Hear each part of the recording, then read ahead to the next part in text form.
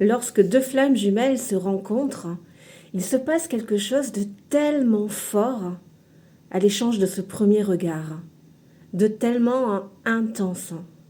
C'est quelque chose d'indescriptible. C'est quelque chose qu'on n'a jamais déjà vécu. C'est vraiment quelque chose de nouveau. Et il se passe comme une si puissante attraction magnétique. Alors attention, hein, attraction magnétique, hein, je ne parle là absolument pas d'attirance physique, sexuelle, de plaisir charnel. Il n'y a eu aucun jeu de séduction, de drague. On est très loin de tout ça. Hein. On n'est pas du tout dans ces dimensions-là. C'est tellement plus grand. Cette personne, on ne comprend pas, on ne la connaît pas, on ne l'a jamais vue. Et pour autant, on ne peut pas s'empêcher de poser ce regard sur cette personne. On ne comprend pas, on voudrait baisser les regards, mais c'est plus fort que soi. La tête se relève et les yeux sont comme une attraction magnétique. C'est quelque chose vraiment d'indescriptible. En fait, après, avec le recul, on comprend que nos âmes se sont reconnues déjà, avant qu'on ne comprenne quoi que ce soit, avec la conscience. Déjà, la connexion énergétique. Quelque chose de l'inconscient est entré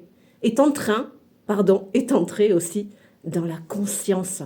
Qui est cette personne? Mais pourquoi je ressens ça? Tu vois? Et puis, avec le temps, voilà, on apprend à connaître cette personne, il y a des échanges. Et puis, c'est tout aussi puissant. Bordel, mais c'est qui cette personne? On se sent mais tellement bien avec cette personne. Des heures semblent des secondes. Le monde n'existe plus. On perd complètement la notion du temps, la notion de la vie. On est avec cette personne, les échanges sont profonds, l'intensité du lien, il y a quelque chose déjà dans le lien qu'on ne comprend pas. Mais on se sent tellement bien avec cette personne. Un sentiment vraiment de complétude. On peut presque même percevoir des énergies qui communiquent à notre insu, qui échangent, qui tournent de l'un à l'autre, de l'autre à l'un. C'est tellement fort. Et puis alors, ben oui, très souvent, inévitablement, et encore que des fois, ça s'arrête là. Hein, ça s'arrête là. Enfin, en tout cas, la rencontre physique, hein, le processus est lancé. Mais dans le parcours flamme jumelle, mais très souvent, quand même, il y a voilà, ce début de relation. Et puis là, oui, effectivement, là, désir physique, sexuel, une telle fusion, une telle alchimie, de tels échanges, de tels partages, quelque chose de tellement puissant. C'est magique. Mais très très vite arrive effectivement, ben pour le coup, l'étape de la première séparation. Parce qu'effectivement, pour l'un des deux jumeaux, celui qui a tendance à être dans la fuite, hein, voilà, le runner. Le runner, il faut savoir qu'il a des terreurs émotionnelles en lui. Il se fuit. Il fuit son monde émotionnel. Il fuit sa dimension émotionnelle. Et là, ben, il est conscient lui aussi, il n'est pas con, hein, que l'échange est tellement fort et tellement puissant, mais en même temps, ça l'oblige à ressentir dans son corps ces choses tellement puissantes. Et puis, ben voilà, des émotions, des sensations, des perceptions que déjà, tous les jours, il rejette, il fuit. Mais là, c'est tellement fort qu'il n'a pas d'autre choix que de le ressentir. Et c'est quelque chose vraiment d'effrayant pour lui. Et c'est pour ça qu'il fuit. Il met de la distance, voilà, dans cette relation.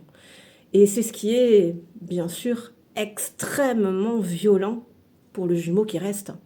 Parce que là, pour le coup, ben lui trouve très souvent, il est plus dans la blessure abandon, trahison. L'autre, le runner, plus dans les blessures rejet, injustice. Alors, il faut savoir qu'on les a toutes, hein, mais celle-ci en prédominance. Mais c'est vrai que pour le jumeau qu'il reste, eh ben là, sa dépendance affective, son insécurité, enfin, tout explose. Cette peur de ne pas le revoir, de le perdre, ce manque, c'est quelque chose de terriblement souffrant. Et alors, le chaser, lui, qui est toujours dans une prédominance d'énergie yang, toujours poussé à l'extérieur, aller chercher à l'extérieur, il va sans cesse chercher, rechercher ce lien. Mais justement, c'est tout ce qui fait fuir le runner. Cette dépendance affective, lui, le fait fuir. Il a cette attente, pour lui, c'est très oppressant, c'est très intrusif, ça l'étouffe, ça l'oppresse, ça l'horripile dans sa chair, dans son corps. Donc il n'a pas d'autre choix pour justement arrêter, cesser de ressentir ça dans son corps que de prendre de la distance. Parce qu'au moins en prenant cette distance, ça se calme, tu vois. Mais le chaser, lui, il est toujours dans la recherche, dans cette recherche du lien. Mais le runner, lui, il fuit, il a peur de l'engagement. Il a peur de perdre sa liberté. Très tôt, il a compris qu'il ne pouvait compter que sur lui-même. Il a appris à se débrouiller lui-même. Très tôt, il s'est détaché de ce monde extérieur. Donc voilà, si c'est trop intrusif, il fuit, il dégage.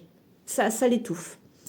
Et puis, c'est pour ça qu'au bout d'un moment, celui qui est toujours dans la recherche du lien, la vie, la phase de séparation, est là pour l'obliger justement.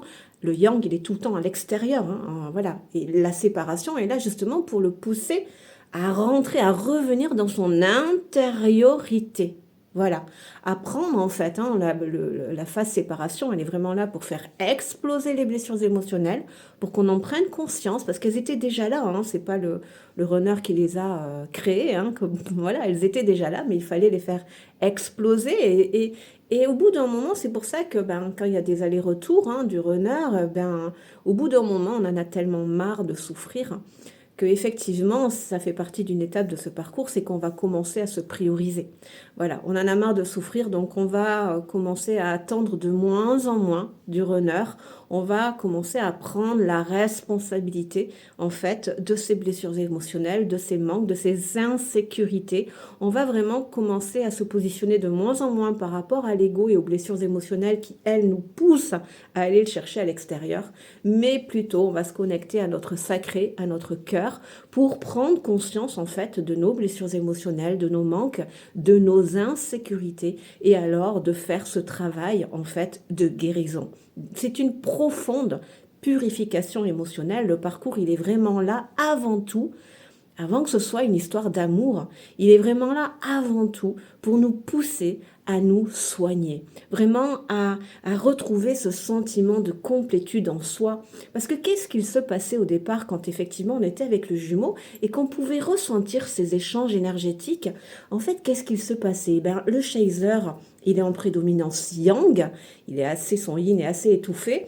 Le runner, lui, il est en prédominance yin, c'est son yang qui est assez étouffé. Et c'est pour ça, en fait, qu'on se sent complet avec le runner, parce qu'il m'apporte ce yin en moi qui est étouffé. Moi, j'apporte le yang en lui qui est étouffé. Et c'est vraiment, voilà, c'est pour ça qu'on ressent ce sentiment de complétude. Tu vois, c'est quand même, notre jumeau, c'est notre double, dans la polarité inversée.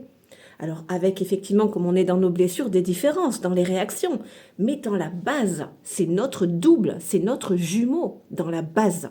Dans les réactions, effectivement, comme on a chacun nos blessures prédominantes, on réagit différemment. Mais voilà, en fait, c'est ça qui nous faisait tellement de bien, c'est parce qu'enfin on était réunis.